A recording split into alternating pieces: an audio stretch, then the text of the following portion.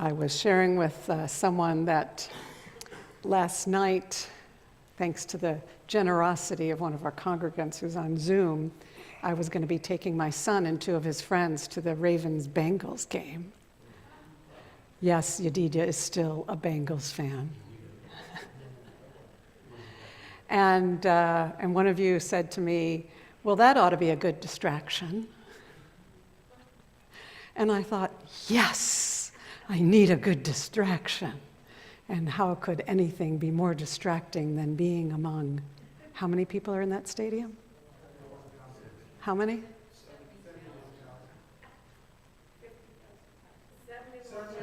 Somebody must know.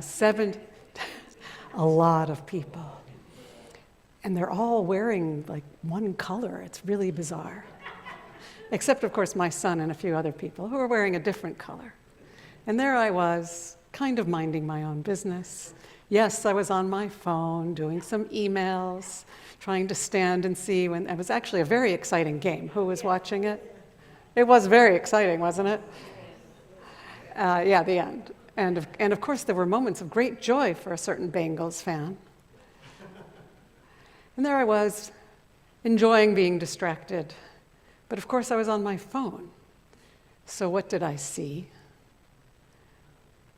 The beginnings of, well, what they knew at the time of what happened in Amsterdam. Also at a game, or right after a game, when certain people were singled out because of who they are, because of what team they were rooting for, because of the country they represent. Raise your hand if you were following this story last night and today. And there I was, thinking, what symbols am I wearing? And actually, I'm thinking, wow, I'm related to and connected to and the mother of a huge, massively minority person in that field of 71,000 people. And toward the end of the game, so needless to say, it wasn't really a distraction from world events. But I will say, nothing happened, by the way, but I will say at the end, as I was trying to get these 3 15-year-olds out of the stadium at about midnight on a school night, what was I thinking?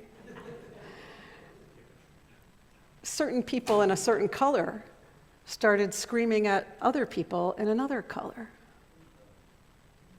Things that I guess are in the realm of sportsmanship or at the edges of sportsmanship.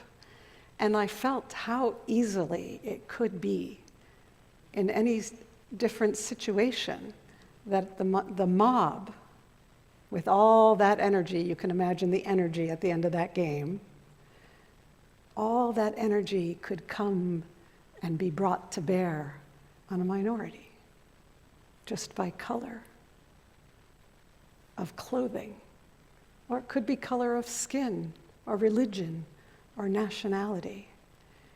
And it seemed very clear to me then, as I'm sure it's become very clear to many of you, that really all that stands between an angry mob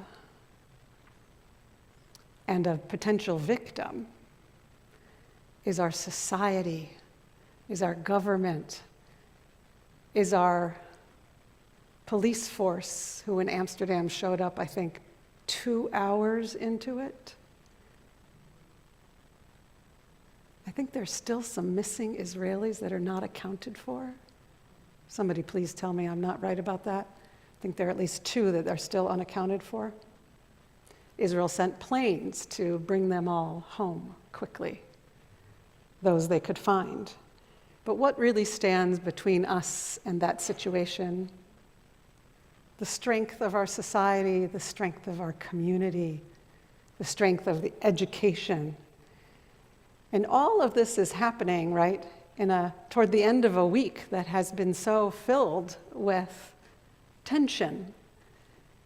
And I'm thinking about our 2 Torah portions that were in between last week's Torah portion of Noah, and we talked about the ark and how we each need an ark to be able to find safety when the floodwaters seem to be rising. One of my colleagues taught last night about how really the ark is something we have to build for each other. We build a society for each other to keep each other safe. But while they're floating there in the ark for all those, it's not just 40 days and 40 nights, it goes on for actually months until the dove comes back, right, with the olive branch. What a time of liminality. And that is true for what's happening in this week's Torah portion as well, which is Lech Lecha. Right? They're leaving everything behind, Sarah and Abraham, to go on this huge adventure from what you know, toward a land you do not know, to create something that does not yet exist. And in that moment, and for the months that followed, and mind you, Abraham is mourning his father. He has no source of guidance. Sarah, well, actually, they're Avram and Sarai at that point. She's clearly struggling with infertility, but what do they have? They have built around them a community of people. We know that they come to the land, they go on this journey with a community, which we'll come back to. But they are also in a state of liminality. What is liminality? Anybody want to define it? A state of being not here and not there. A state of uncertainty. A state of not knowing how it's all going to turn out. If you've ever waited for an important, medical test result. Anybody? Haven't we all, or for people we love? That's kind of a state of being in between, of not knowing.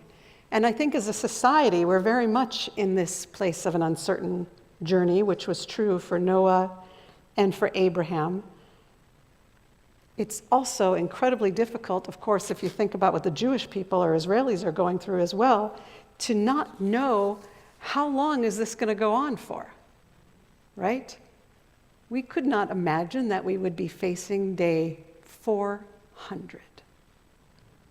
Day 400 still with an enormous amount of uncertainty. While those events were unfolding, that mob was beating to a pulp dozens of Israelis. There were missile alerts in Israel, in the north, in the center, in the south. Right? And while all that's going on, we also have an enormous amount of political uncertainty in our country, even though the vast, vast majority of the votes are in. We still don't know about some of the races, or at least we didn't last night. And we don't know actually what this, complete turn of the political map is going to mean, right? Whether you're happy about it or less happy about it, we're all in a state of uncertainty about what is it going to mean. And are we going to continue to be able to play that role of that part of society that stands between an angry mob and an innocent victim, a minority? Is our nation, is our country, are the people who are in government, regardless of party, are they going to be strong enough to be able to uphold a civil society in which all are protected? And so here we are, looking at Lech Lecha, Abraham on his way, Ma'artzecha, Mimoladetecha, Umibeit Avicha, go forth from your land, from the land where you were born, from your father's house, El Haaretz Asher Areka, to a land that I will show you that you do not know. We are on that journey together in many ways. But Rashi says about this moment is that he assures God is assuring Abraham that it will be lahanatcha uletovatecha. It will be letovatcha. It will be for your benefit and your good, but you do not see it yet. You do not know how this journey is actually going to unfold. They were displaced. what the solid ground that we thought we were on, we're now, something's moving, something's shaking. And we're facing that opportunity together. But can we be like Abraham and Sarah, like Noah and his family, and also see that when things are changing, perhaps there are opportunities. Perhaps there are new possibilities that we couldn't have imagined before. Perhaps we actually need to form new alliances. Perhaps we need to find new communities and more people who perhaps we never thought we would have an alliance with before, but perhaps over certain issues, we're going to still work together. That is the greatness of American democracy, is that we can, if we choose, find allies and continue to work across political aisles and work together. So perhaps the opportunity here is that we need to think about new ways to build relationships, because what we do know is that our country is enormously divided.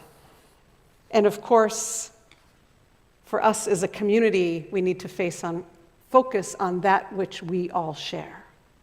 We all share a mission of being a Reformed Jewish community, a Reformed Jewish congregation in this place at this time. And so together, we need to focus on what can hold our community together, even though we may massively disagree about a lot of things.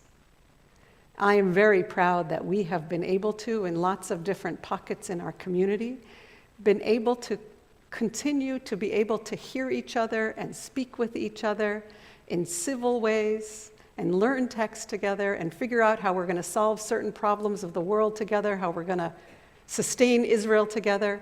Even though we may disagree about lots of other things, we can find those areas of commonality. Our congregation feeds 2,000 people in this city every month. That is something that we agree on, and we do quite well. Raise your hand if you've been part of Backpacks in one way or another. Did I mention that it's happening this Sunday? Did I mention that, Ken? Have I mentioned it now? Do you have enough volunteers? Every Sunday you can come here and eat, pray, learn, and do good. And we do that regardless of whether or not we agree about whatever the issue is or what causes the poverty and the food insecurity. We can come together and still do that. So we need to hold that together. We need to keep the focus on our mission that we share, because otherwise, right, in a news cycle, we're always going to get this frenzy. Who's felt a little bit in a frenzy of following the news at some points along the way this week? Definitely this week. Raise your hand. Yes. Right? We were all a little bit in a frenzy. The news will continue, right, to rise and fall from minute to minute. But we, in the Jewish community, we have, as my colleague David Stern puts it, we have the benefit of timeless wisdom. Not that frenzy of the news cycle and who's right and who's wrong and who called it and who's this and who's that. We have timeless wisdom. In fact, in the frenzy of this post-election mode and in this ongoing situation for our people, we also share the value of Shabbat. We share the value and the importance and understand the importance of coming together to be able to just, let's do it, take a deep breath. We share the wisdom and the possibility of Shabbat peace. And yes, the homeless, the hungry who needed us last week, they're going to need us next week too. We have to stay focused and on mission. The people who needed us will continue to need us. We will continue to need to find the ways in which we can continue to move forward together. And that is perhaps the main focus of Lech Lecha. What does Lech Lecha mean? It means that even in a time of liminality or uncertainty, the goal and the wisdom of Judaism is to keep on going. We can't afford, we don't have the luxury of just falling apart, if that's how you're feeling. We don't have the luxury of being divided amongst us, not in this community. We have to keep on going and find our way together. Those hungry folks who needed us last week, they need us now. The persecuted members of the LGBTQ community who needed us last week, they're going to need us next week as well. Israel needed us last week to work together and support and help people recover and be resilient. They'll need us next week too. The Jews who need to be reassured that there is more than one way to be a Zionist, who needed us, the diversity of our community last week, they're going to need us next week too.